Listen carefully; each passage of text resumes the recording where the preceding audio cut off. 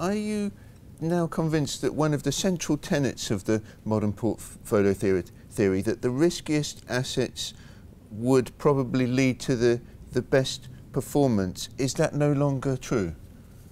Actually, there are two aspects in your question. One relates to risk first. I've got a problem relying on a unique measure of risk, volatility, historical volatility. The crisis has shown this risk approach was flawed. And we are still reasoning, taking on board this unique measure of risk. So this is my first point. We've got to diversify the way we think about risk, the way we apply risk measures in the portfolio. We've got to include stress tests, risk scenario, etc. This is the first point. The second point is that the hierarchy of risk premia is unstable. The fact that governmental bonds are considered as less risky than corporate bonds, for example, can be challenged actually over time. And today there are some corporate bonds less risky than many governmental bonds.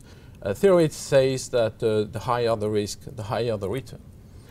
In the last 30 to 40 years, we've seen low volatility stocks outperforming high volatility or risky stocks. So it's sort of an enigma, and theory is challenged. There are reasons probably behind that, but this is a fact. And the last and arguably the most important point is for an investor or client. Arguably, uncertainty matters more than risk, actually.